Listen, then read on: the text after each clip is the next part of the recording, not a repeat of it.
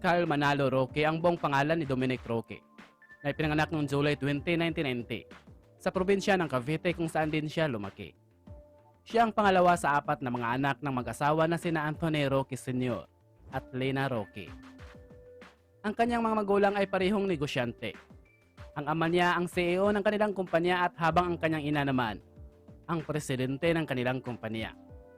Tumutulong din si Dominic sa pag-manage ng kanilang negosyo ngayon. Taong 2007 nang nagtapos siya ng high school sa Amos Institute at nakakuha naman ng tourism degree sa De La Salle University College of St. Bernard bago niya tinahak ang pag-aartista. Una siyang nakipagsapalaran at nakilala sa mundo ng modeling, na kung saan naging endorser siya ng iba't ibang produkto ng kumpanya. Sa katunayan ay naging modelo siya ng Cosmopolitan Talent Agency. Ayon din sa kanya, sa edad na 17, noong nagtapos siya ng high school, ay sinimulan na niyang magtrabaho. Umalis siya sa kanila at naghanap ng trabaho. Hindi nga raw nawala ang pagpupursige niya sa trabaho at naghanap kahit saan. Balik tanaw pa niya na ang una niyang naging trabaho ay ang pagtitinda ng cake. Ayon sa kanya, ang pagpupursige niya sa trabaho noon ay ginagawa niya rin hanggang sa kung ano ang naabot niya ngayon. Ang ginawa niyang motivation sa buhay ay matulungan ang kanyang pamilya. Bukod sa mga magulang ay fuel in life din niya ang dalawa pa niyang mga nakababatang kapatid. At naroon ang pangarap niya na maging okay ang buhay nila at makapagtapos ng pag-aaral. Sa kanyang pagiging isang modelo, ay unti-unti namang hinahanap ni Dominic ang kanyang lugar sa showbiz. Hindi naman nakapagtataka na pasukin niya ang larangang ito dahil nga sa lahi nila ng pag-aartista.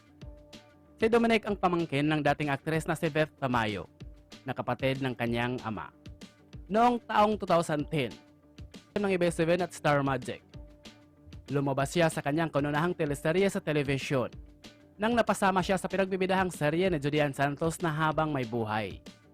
Hindi sekreto sa publiko ang pagiging malapit ni Dominic sa pamilya ni Juday, na siyang best friend ng kanyang tita Beth. Katunayan, noong nagumpisa pa lamang si Dominic sa showbiz, isa si Juday sa gumabay at nagpakita ng suporta kay Dominic. Aminado naman si Dominic na pangarap niya talaga noon ang maging isang artista. Pero hindi ito ang naging prioridad sa mga panahong iyon. At kung hindi man siya maging artista ay okay lang sa kanya. 2 taon siyang hindi nabigyan ng proyekto matapos ang Habang May Buhay. Hanggang sa nabigyan siya muli ng pagkakataon na makabalik sa showbiz, noong matapos siyang makapasa sa audition ng fantaseryeng Ariana noong 2012. Ayon sa kanya, sobrang tuwa ang kanyang nararamdaman dahil siya ang napili at hindi niya raw iyon inasahan. Bago pa kasi nito ay marami siyang auditions na nilahukan at hindi siya pinalad. Kaya naisip niyang baka hindi talaga sa kanya ang pagiging isang artista. Hanggang sa nabigyan na siya ng mga kaliwat kanang mga proyekto mapa-television man o pelikula. Sa kanyang gwapong mukha at may malakas na sex appeal, hindi naman katakatakang makatanggap si Dominic ng mga immoral na mga proposals. Sa ibang panayam, ibinahagi ni Dominic na may mga nag-aalok sa kanya na bibigyan siya ng mga sasakyan, bahay, at kung ano man ang kanyang gugustuhin. Hindi naman daw sekreto sa kalaman niya na may mga artistang pumapatol sa ganitong setup at hindi talaga ito maiiwasan. Pero ang lahat daw ng ito ay kanyang tinanggihan. Ayon kasi sa kanya, umpisa pa lang ay hindi na siya naghangad na umangat agad sa ganoong bagay.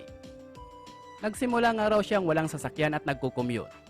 Kung nakabili man siya ng lumang sasakyan ay pinagtrabahuan niya yon ng maigi at pinag-ipunan. Hanggang sa nakabili na nga ng mga bagong sasakyan. Ayon kay Dominic, ipinagdadasal niya na ang kanyang performance sa trabaho na dapat ay galingan pa niya. Si Dominic ay meron ring kapatid na pinasok rin ang showbiz. Ito ay ang kanyang kuya na si Mark Roque. Ngunit nagkaroon naman ng issue sa pagitan ng dalawa. Ito ay nung sinabi ni Mark na hindi raw siya sinuportahan ni Dominic sa kanyang karera sa showbiz. Pero sa huli ay nagkaayos naman ang dalawa at isang misunderstanding lamang ang nangyari. Ayon kay Dominic, ay hindi niya kasi pwedeng mapromote ang kanyang kapatid dahil sa magkaiba sila ng network. Pero sinuportahan niya naman ito sa ibang paraan. Kagaya na lamang nung tumakbo itong konsihal ng Malabon noong 2016. Maliban sa kanyang pag-aartista, ay nahihilig din sa race car driving si Dominic. At naroon rin ang pagkahilig niya sa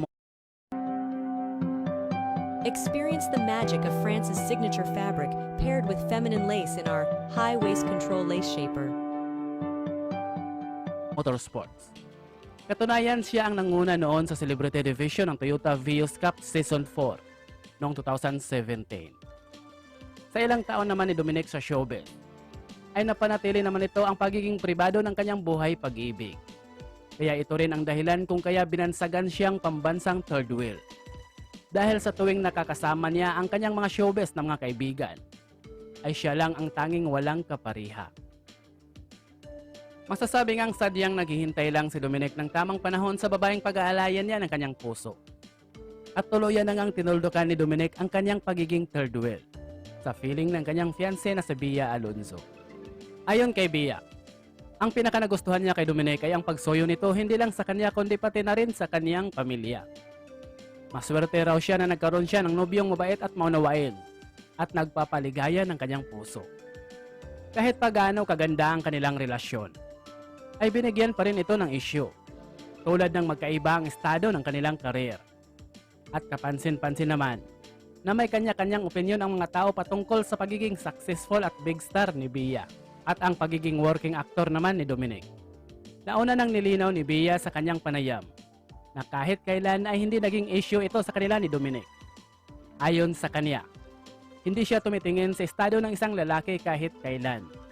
At hindi rin daw niya maintindihan kung bakit ang sukatan ng ibang tao pagdating sa pagpili ng mamahalin ay ang pagiging isang successful. Ayon naman kay Dominic, ay marami siyang naririnig tungkol sa pakikipagrelasyon niya kay Bia. Pero hindi niya pinapansin ang mga ito dahil maganda ang intensyon niya kay Bia at tunay ang kanyang pagmamahal. Kaya wala siyang pakialam kung ano man ang ibato sa kanya as long as wala siyang ginagawang masama at masaya sila sa kanilang relasyon.